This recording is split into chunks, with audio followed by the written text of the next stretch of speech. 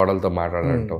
ఆ మాట్లాడేది కూడా చాలా లైవ్లీగా ఏదో కూర్చొని మాట్లాడుకున్నట్టు కాకుండా ఆవిడ can I make a coffee for you అంటాం. ఆవిడింట్లో ఆవిడకి కాఫీ పెట్టించడం నయనతారకి.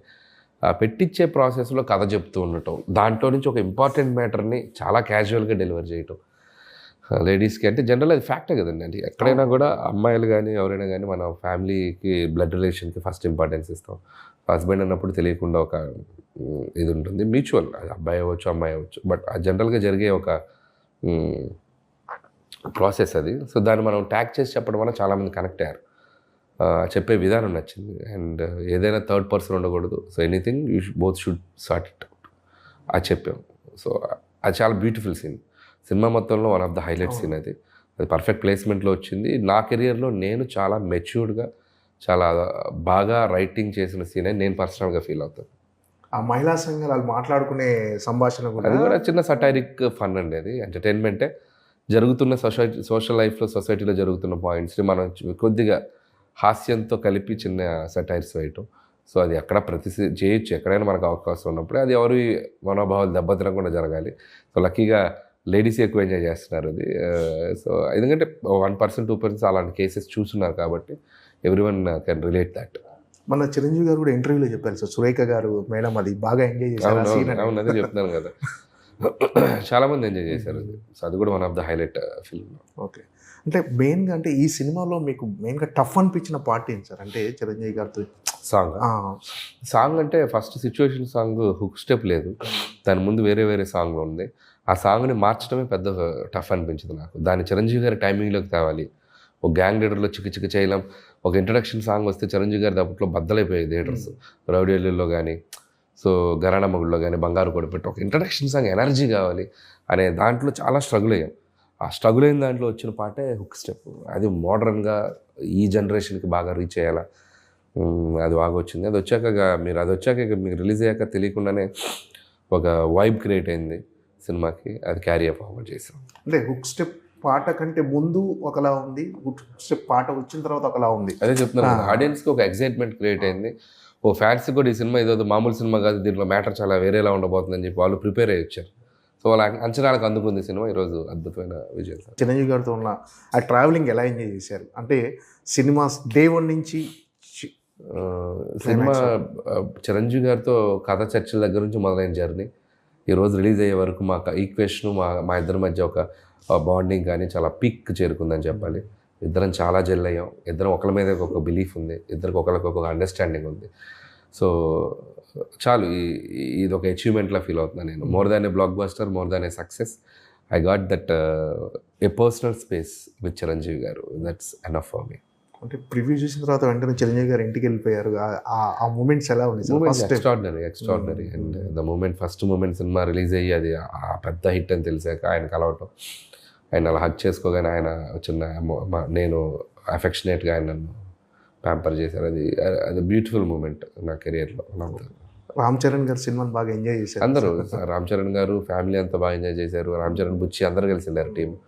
ఆ రోజు పార్టీలో కూడా రామ్ చరణ్ గారు చాలా ఎక్సైటెడ్గా మాట్లాడారు. చాలా బాగా నచ్చింది ఫిల్మ్, బాగా డీల్ చేసావు అండ్ డాడీని అసలు ఇలా ఈ స్పేస్లో తీసుకొచ్చి అండ్ అంత సటిల్గా అంత ఫన్ జనరేట్ చేసావు. At the same time emotional scenes బాగున్నాయి. చాలా బాగా చెప్పారు. మహేష్ బాబు గారు మహేష్ గారు కాల్ చేశారు, మాట్లాడారు. ఆయన చాలా హ్యాపీ. అల్లు అర్జున్ గారు ఆయన ట్వీట్ చేశారు. ఆయన కాల్లో మాట్లాడారు ఆయనతో. చాలామంది ఈసారి ఈ సినిమాకి they felt so happy and directors కూడా చాలామంది కాల్ చేశారు. సో అందరికీ వాళ్ళ పాజిటివిటీ, ఈ సక్సెస్ని వాళ్ళు తీసుకునే విధానం మాత్రం చాలా సంతోషం ఇచ్చింది. పర్సనల్గా మీకు ఈ సక్సెస్ అనేది ఎలాంటి సాటిస్ఫాక్షన్ ఇచ్చింది? పర్సనల్గా, వ్యక్తిగతంగా, కెరీర్ పరంగా మీరు ఒక 100 మెట్లు ఎక్కారు, అది కానీ పర్సనల్గా నాకు చిరంజీవి గారికి ఒక ఎటువంటి డిస్కషన్స్ లేని, ఎటువంటి ఒక పాయింట్ చేసే లేని, ఇట్లాంటి లేని ఒక సినిమా తీయాలి. ఆయన్ని అందరూ సెలబ్రేట్ చేసుకోవాలి. అతని అభిమానులే కాదు, చిరంజీవి గారిలా చూసి ఇష్టపడిన చాలామంది ఉంటారు కామన్ ఆడియన్స్. వాళ్ళు కూడా ఈ సినిమాని సెలబ్రేట్ చేసుకోవాలి, ఆయన చూసి వావ్ అనాలి అనేదే అనుకున్నానండి. That is the only thing I felt and అదే ఎగ్జిక్యూట్ చేశాను. ఈరోజు అదే నాకు ఒక సూపర్ ఫీలింగ్, అంటే ఈ సినిమా తాలూకు మాత్రం. అండ్ అందరికీ మళ్ళీ ఒక మన చిరంజీవి గారంటే ఇది అనే ఇంకొక టైప్లో పరిచయం చేయగలిగాను. అది ఈరోజు అందరికీ రీచ్ అయింది. So that is the most happiest thing. సరే అంటే అనిల్ రావిపూడి సినిమాలంటే ఎంటర్టైన్మెంట్కి ఒక బెంచ్ మార్క్ క్రియేట్ చేశాయి. అంటే మీరు కూడా అంటే ఈ సినిమా సంక్రాంతికి వస్తున్నాం కంటే బెటర్గా ఉండాలి, అంతకుమించి నెక్స్ట్ సినిమా అంతకుమించి బెటర్ ఎంటర్టైన్మెంట్ ఉండాలి. ఈ జర్నీ అంత టఫ్ అనిపిస్తుందా సార్? ఏంటి ఎప్పటికప్పుడు మళ్ళీ ఆడియన్స్ని నమ్మించడం అంటే ఇప్పుడున్న రోజుల్లో ఆడియన్స్ నమ్మించడం చాలా టఫ్ జాబ్ సార్. అంటే వాళ్ళకి చాలా వినోద సాధనాలు ఉన్నాయి, టీవీలో కానీ సీరియల్ అన్నిటిని ఓవర్కమ్ చేసి మీకు ఒక టికెట్ కొనుక్కొని థియేటర్కి వచ్చి నవ్వటం అంటే మీరు ఖచ్చితంగా చాలా హార్డ్ వర్క్ చేయాలి. ఏం సార్ టఫ్ అనిపిస్తుందా లేకపోతే ఈజీ? అంటే ఈజీ ఏం కాదు. ఇప్పుడు ఏ సినిమా అయినా ఏ కథ అయినా ఎవరు రాసినా కూడా చాలా టఫ్గానే ఉంటుంది. అది ఐడియా జనరేట్ అవ్వాలి, దాన్ని ఒక 2-3 నెలలు కూర్చొని దాని మీద టైం స్పెండ్ చేసి దానికి అద్భుతంగా తయారు చేయాలి. ప్రాసెస్ టఫ్గానే ఉంటుంది, బట్ ఎనర్జీ ఈజ్ పాజిటివ్గా ఉంటుంది. ఎందుకంటే ఇంతమంది ఆడియన్స్ మన సినిమాని చూసి సెలబ్రేట్ చేస్తారని ఒక ఎనర్జీ మనల్ని ముందుకు తీసుకెళ్తూ ఉంటుంది. సో ఆ ఎగ్జైట్మెంట్ వాళ్ళు ఇవ్వబట్టే మేము అద్భుతంగా పని చేయగలుగుతున్నాను.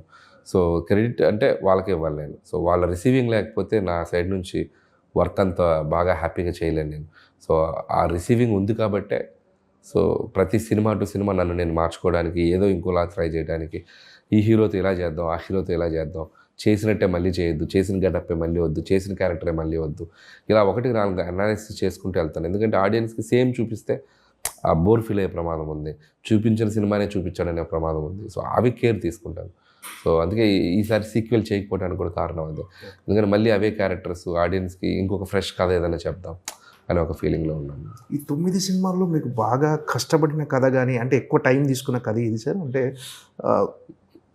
కష్టపడిన కథ అంటే ప్రతి సినిమాకి స్ట్రగుల్ ఉంటుందండి, ప్రతి సినిమాకి ఎక్కువ టైం తీసుకొని డెఫినెట్గా హీరోకి తగిన విధంగా బాడీ లాంగ్వేజ్ తగిన విధంగా అంటే కొద్దిగా భగవంత్ కేసరి అనేది కొద్దిగా కాంప్లికేటెడ్ స్క్రిప్ట్ అండి. అది చాలా డ్రామా, ఎందుకంటే ఫన్ తక్కువ, మొమెంటరీ సోషల్ కంటెంట్ ఉంది, ఒక విలన్ కాన్ఫ్లిక్ట్స్, దాంట్లో మళ్ళీ ఫ్లాష్ బ్యాక్లు, కొద్దిగా వెయిట్ ఉన్న కథ అంటే కొద్దిగా భగవంత్ కేసరి. లోడ్ ఎక్కువ ఉంటుంది ఆ కథలో. అండ్ సర్లేరు నీకెవరు అది కూడా అంతే. ఈ 2 కథలు బాగా లోడ్ ఎక్కువ ఉన్న కథలు నేను చేసిన సినిమాలు. ఇవి 2 కొద్దిగా టఫ్ అనిపించినాయి స్క్రిప్టింగ్లో. మిగతావన్నీ lighter vein scripts, but treatment కష్టంగా ఉంటాయి. ఇవి కథ కష్టంగా ఉంటుంది, ఇవి ట్రీట్మెంట్ కష్టం. వీటికి ఉండే కష్టాలు వీటికి ఉంటాయి, వాటికి ట్రీట్మెంట్ చాలా ఈజీ, కథ క్రియేట్ చేయడం కష్టం ఉంటుంది. సో ఏ కష్టం ఆ కష్టమే, బట్ లోడ్ ఎక్కువ తీసుకుంది ఆ 2 సినిమాలు. సార్ అంటే మామూలుగా కామెడీ కథల్లో చాలామంది ఏమంటారు అంటే లాజిక్లు ఉండదు, అంటే కొన్నిసార్లు మన సినిమాలో కూడా కొన్ని విమర్శలు వస్తుంటాయి కొంతమంది చేసేవాళ్ళు. అంటే కథలలో కొంచెం లాజిక్ ఉంటుంది. ఇప్పుడు సీఎంని కలవడానికి ఒక ప్రోటోకాల్ ఉంటుంది, ఇప్పుడు సెంట్రల్ మినిస్టర్ కూడా ఒక ప్రోటోకాల్ ఉంటుంది. ఇలాంటివి నిజంగా అవసరం అసలు ఒక కథలో, కామెడీ కథల్లో లాజిక్లు అనేవి ఉంటాయి. నేను ఎక్కడ లాజిక్ మిస్ అయ్యి చేయలేదండి ఈ సినిమా. మోస్ట్ ఆఫ్ ద టైమ్స్ లాజిక్గానే ఉంటుంది, ఎక్కడ టేక్ ఇట్ ఫర్ గ్రాంటెడ్గా చేయలేదు. చాలా అథెంటిక్గానే ఉంటాయి. 1-2 చిన్న ఏదైనా ఉంటే ఫన్ కోసం అడ్వాంటేజ్ తీసుకుంటాను తప్ప మేజర్గా కూడా ఎక్కడ ఇది చేయలేదు. సంక్రాంతిలో కూడా అంత కామెడీ సినిమాలో కూడా ప్రాపర్ సీఎంలు అలా పెట్టినా కూడా ప్రాపర్గానే ప్రోటోకాల్గానే తీసుకెళ్ళాం. ఎక్కడ అంత ఈజీగా చేయలేదు. ఇందులో కూడా ఎక్కడ లాజిక్ అయితే బ్రేక్ చేయలేదు. మోస్ట్ ఆఫ్ ద టైమ్స్ 90% కరెక్ట్గానే వెళ్తాం. ఇంకా ఏదన్నా 1-2 చోట్ల అంటే ఇక ఫన్ కోసం మిస్ అవుతాం. అంటే జనాలు ఎంటర్టైన్ చేయడమే లక్ష్యంగా ఉన్నప్పుడు చిన్న లాజిక్ అవి ఆటోమేటిక్గా ఫ్లోలో వెళ్ళిపోతాయండి స్టిల్. బట్ మనం టేక్ ఇట్ ఫర్ గ్రాంటెడ్గా చేయకూడదు తప్పులు. అవి కూడా నేను చేయను. మ్యాక్సిమం లాజికల్గా ఉండడానికే చూసుకుంటాం. సో అది కరెక్ట్గా చూసేటప్పుడు కూడా ఇది ఆర్గానిక్గా కనపడాలి. సో మనం ఇదేంటి ఇలా జరుగుద్దా, ఎట్లా వెళ్తారు అనే ఫీలింగ్ రాకూడదు. మ్యాక్సిమం అలా ఆర్గానిక్గా తీసుకెళ్తేనే నమ్ముతారు ఆడియన్స్. అంటే మన అనిల్ రావిపూడి సినిమాలు అంటే తెలుగులో ఒక ఫ్యాన్ బేస్ ఉంది, డెఫినెట్గా ఎంటర్టైన్ చేస్తాడు. మినిమం గ్యారంటీ సినిమా అనే ఒక బ్రాండ్ ఉంది సార్. అంటే ఇప్పుడు అందరు పాన్ ఇండియా సినిమాల వైపు వెళ్తున్నారు. అంటే మీకు ఆలోచన లేదా సార్ ఒక పాన్ ఇండియా కథ? As of now I'm very happy with this regional and rooted films and చాలా బాగుంది. అండ్ తెలుగు ప్రజల మధ్య తిరిగే క్యారెక్టర్లు, వాళ్ళ మధ్య జరిగే కథలు, ప్రేక్షకులకి దగ్గరగా రిలేటబుల్ చేసుకునే పాత్రలు, వాళ్ళని వాళ్ళు ఐడెంటిఫై చేసుకునే సన్నివేశాలు, దానివల్ల వాళ్ళు దాన్ని సెలబ్రేట్ చేసుకునే విధానం, ఇవన్నీ నాకు బాగా హ్యాపీనెస్ ఇస్తుంది. సో యాజ్ ఆఫ్ నో మైండ్కి ఇది కరెక్ట్ అనిపిస్తుంది. ఫ్యూచర్లో డెఫినెట్లీ ఇవే ఎక్కువ కాలం చేయలేను కాబట్టి ఎక్కడో చోట ఒక పాత్ బ్రేక్ చేయాలి, ఎక్కడో చోట ఒక బ్రేక్ చేసి ఇంకొక జోనర్ సినిమా చేయాలి. అది ఎప్పటికప్పుడు 100% చేస్తాను. ఇవే చేసుకుంటూ వెళ్తాను. నేను ఎప్పుడు చెప్పను I'm ready to do any genre. Experiment చేయడానికి ముందు నేనే రెడీగా ఉంటాను. కాబట్టి I will do, but not very soon. Sir Pawan Kalyan గారితో సినిమా అంటున్నారు, అది ఏవి ఇంకా ప్రాక్టికల్గా మెటీరియలైజ్ అవ్వలేదండి. అంటే టాక్స్ వినిపిస్తున్నాయి కానీ, అండ్ ఏది కూడా మనం కాంక్రీట్గా వెళ్ళి కలిసి అట్లా జరగలేదు. సో అందుకని అది నేను చెప్పలేను. సో జరిగితే happy. I'm also waiting for that kind of opportunity. Let's see. అదే టైటిలే గమ్మత్తుగా ఉండబోతుంది చెప్పారు. అది త్వరలో చెప్తాం. ఓకే. త్వరలో చెప్తాం. త్వరగా టైం ఉంది. Okay sir, all the best. Thank you. మళ్ళీసారి సంక్రాంతికి బిగ్గెస్ట్ బ్లాక్ బస్టర్ కొట్టాలని Thank you. Thank you so much. Thank you.